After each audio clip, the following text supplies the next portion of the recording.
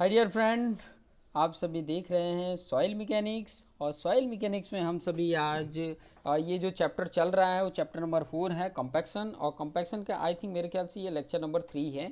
और उस lecture number 3 में हम पढ़ने वाले हैं कंपैक्शन कर्व। ठीक है, कंपैक्शन कर्व है क्या, इससे रिलेटेड हम थोड़ी सी पॉइंट को डिस्कस करेंगे कि ताकि आपके लिए ये प्रॉपर आइडियाज़ मिल सके कि क्या है। ठीक है, तो कंपैक्शन कर्व जो देने वाले थे वो 1933 में आर प्रॉक्टर ने इसको देखा था। ठीक है, आर प्रॉक्टर जो 1933 में उन्होंने देखा था कि there exists a definite relationship between the soil water content and dry density. ठीक है, ड्राई डेंसिटी और वाटर कंटेंट, सॉइल के अंदर जो वाटर कंटेंट है और उसकी ड्राई डेंसिटी के बीच में उन्होंने रिलेशनशिप दिया था। उनके बीच का रिलेशनशिप को उन्होंने कुछ निश्चित किया था, और वो क्या था उसके बारे में हम डिस्कस करेंगे। पॉइंट ध्यान में रखना कि 1933 में आर प्रॉक्टर ने ये चीज़ें दिया था कि कुछ रिलेशनशिप एग्जिस्ट करता है सॉइल के वाटर कंटेंट और उसकी ड्राई डेंसिटी के बीच का कुछ रिलेशनशिप देता है। क्या देता है, आगे पॉइंट को आपको समझ में आ जाएगा कि क्या पॉइंट वो देता है।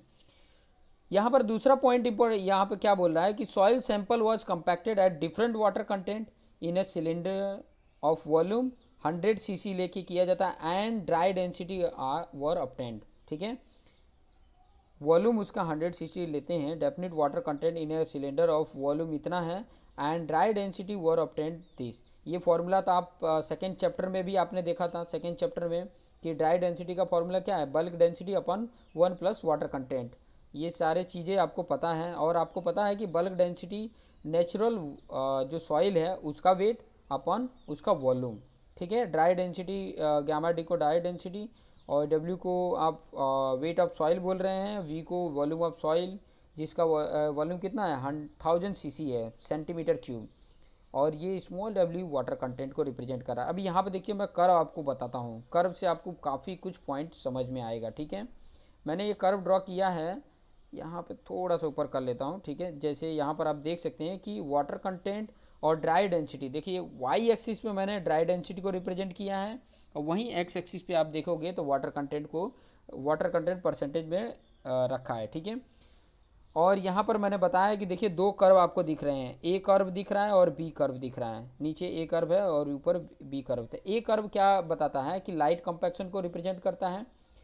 लाइट कंपैक्शन मतलब हल्का कंपैक्ट किया गया है, और एक हैवी कंपैक्शन की बात किया गया है। तो देखो जितना ज़्यादा कंपैक्ट होगा उतनी उसकी ड्राई डेंसिटी बढ़ेगी, ये पॉइंट तो आपको समझ में आ रहा है। ठीक है, और जितना कम कंपैक्ट किया जाएगा उतनी उसकी डेंसिटी क्या होगी, कम होगी। ठीक है, यहाँ पर पॉइंट ये बताता है, ध्यान देना इन पॉइंटों को, ये दोनों ए और बी ये दोनों क्ले हैं। ठीक है, सैंड का यहाँ नीचे देखो यहाँ बताया हुआ है, ये सैंड का बताया, ये सैंड को रिप्रेजेंट कर रहा है। ठीक है, ये सैंड को रिप्रेजेंट कर रहा है। इसमें एक चीज़ पॉइंट को ध्यान में रखोगे, यहाँ पॉइंट को ध्यान में रखो कि ये जो कर्व देखो, ए कर्व बना हुआ है, ये बी कर्व बना हुआ है। ठीक है, और एक और लाइन होती है जो दोनों के जो मैक्सिमम डेंसिटी है उससे पास होती हुई जाती है। जैसे ये आप लाइन देख रहे हो कि दोनों की जो मैक्सिमम डेंसिटी है उस पॉइंट से पास होती जाती है, उसी को बोला जाता है लाइन ऑफ ऑप्टिमस। याद रखना, यहाँ पर थोड़ा सा ऊपर है, ये जो मैंने लिखा है लाइन ऑफ ऑप्टिमस है। ठीक है, लाइन ऑफ ऑप्टिमस है। ठीक है, और यहाँ पर आप देखोगे ना कि ये जो लाइन मैंने बताया है कि zero air words line, zero air words line की मतलब बात करूँ कि इसके अंदर का जो एयर है ना, एयर वर्ड्स है वो प्रॉपर पूरा रिमूव हो गया है, तो उस लाइन को रिप्रेजेंट कर रहा है वो जीरो एयर वर्ड्स। ऐसा 100% तो पॉसिबिलिटी नहीं होती है, लेकिन फिर भी हम मतलब मान के चलते हैं। ठीक है, इसका मतलब क्या हुआ कि उसका सेचुरेशन लेवल ना 1, जो डिग्री ऑफ सेचुरेशन होता है 1 हो जाता है। ठीक है, यहाँ पॉइंट में जो बताना चाहता हूँ वो चीज़ को देखो कि जिस पॉइंट पे मेरी डेंसिटी मैक्सिमम होती है, ध्यान देना, जिस डेंसिटी पे, देखो यहाँ पर ये पॉइंट को अगर आप देखोगे, मैं कलर थोड़ा चेंज कर देता हूँ, यहाँ पर कलर ये ले लेता हूँ। ठीक है, रेड कलर ले लिया, तो ये पॉइंट आप देखोगे, ये पॉइंट, तो ये आपका मैक्सिमम उसकी डेंसिटी बता रहा है। देखो मैक्सिमम डेंसिटी बता रहा है, ये यहाँ से आप देखोगे तो ये मैक्सिमम डेंसिटी बता रहा है कि नहीं, और वाई एक्सिस पे डेंसिटी ही रिप्रेजेंट कर रहा है। उस पर ये वाटर कंटेंट कितना आ रहा है, ये वाटर कंटेंट कितना आ रहा है उसी को बोला जाता है ऑप्टिमम मॉइस्चर कंटेंट। ध्यान देना पॉइंट को, मैं जो बोल रहा हूँ पॉइंट ये बोल रहा हूँ कि जिस पॉइंट पे मेरा मैक्सिमम ड्राई डेंसिटी आती है जिस वाटर कंटेंट पे मेरी जो भी सैंपल है उसकी डेंसिटी ज़्यादा आती है, उस वाटर कंटेंट को बोला जाता है optimum moisture content. Optimum moisture content, ध्यान देना, ऑप्टिमम मॉइस्चर कंटेंट।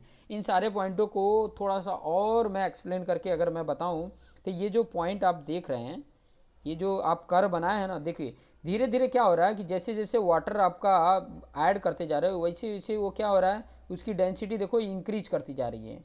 लेकिन एक पॉइंट ऐसा आ जा रहा है, उसके बाद अगर वाटर अगर बढ़ाया जाता है तो उसकी डेंसिटी क्या हो रही है, डिक्रीज हो रही है। देखिए ये बी कर्व को मैं रिप्रेजेंट कर रहा हूँ, उसकी डेंसिटी क्या हो रही है, डिक्रीज हो रही है।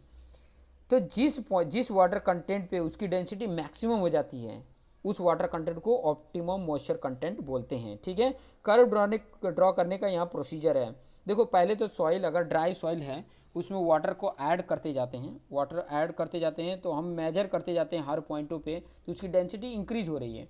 एक लेवल पे देखोगे, एक पॉइंट के बाद फिर अगर वाटर बढ़ा रहे हो ना तो फिर अब डिक्रीज होना स्टार्ट कर देगी।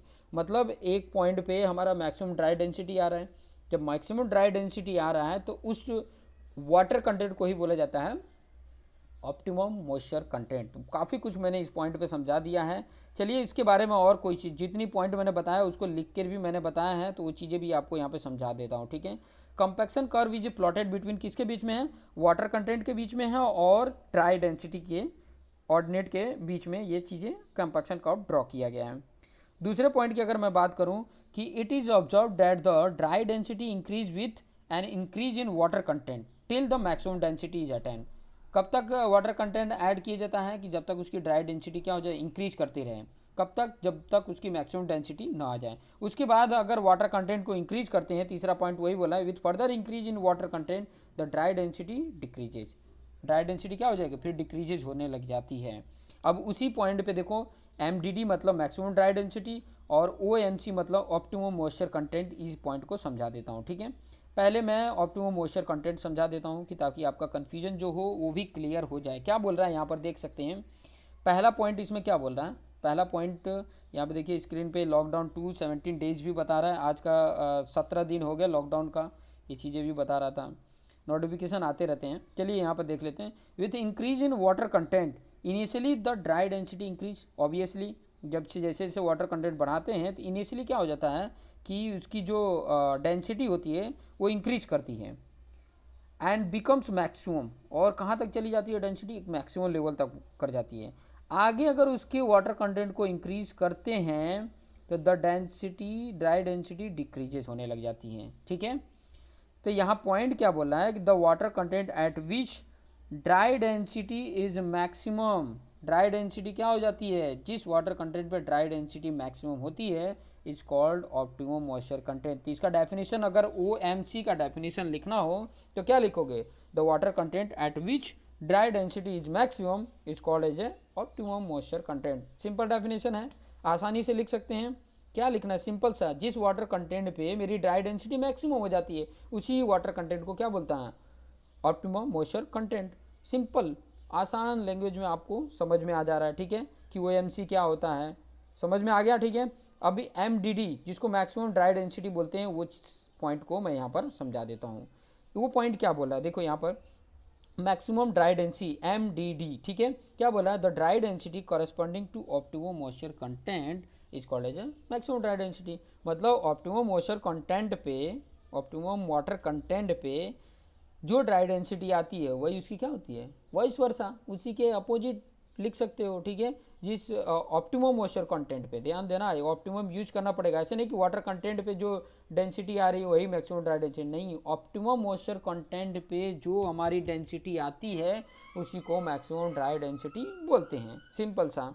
अब देखो ऑप्टिमम का मैंने यहाँ पर रेंज लिख के रखा है। ठीक है, रेंज मैंने लिख कर यहाँ पर बताया है, थोड़ा सा रेंज आप समझ लो। ठीक है, सैंड का जो ऑप्टिमम मॉइस्चर कंटेंट होता है, सैंड की अगर बात करें ऑप्टिमम मॉइस्चर कंटेंट मतलब 6 to 10% अगर होता है ना, तो वहाँ पर उसकी MDD आती है। ठीक है, 6 to 10% वाटर कंटेंट है सैंड में, तो उस टाइम पे उसकी डेंसिटी मैक्सिमम होगी, उस सैंड की डेंसिटी क्या होगी, मैक्सिमम होती है। सैंडी सिल्ट हो या सिल्ट सैंड हो, मतलब सैंड के साथ साथ सिल्ट भी उसमें कंटेंट हैं, तो उसके लिए अगर उसका वाटर कंटेंट 8 to 12 अगर आता है, 8 to 12 अगर है, तो उस वाटर कंटेंट पे जो डेंसिटी आएगी वो मैक्सिमम डेंसिटी आएगी।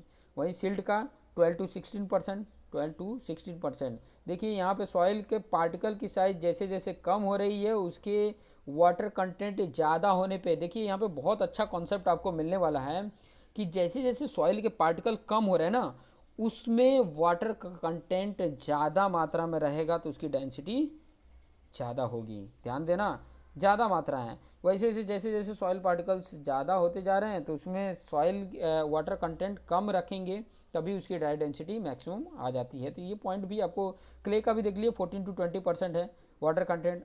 उस वाटर कंटेंट पे आपको ये जितना भी मैंने वाटर कंटेंट बताया ये ऑप्टिमम मॉइस्चर कंटेंट है, और ऑप्टिमम मॉइस्चर कंटेंट पे जो भी डेंसिटी बताएगी वो क्या बताएगी, मैक्सिमम ड्राई डेंसिटी बताएगी। ये पॉइंट को आपको भूलना नहीं है।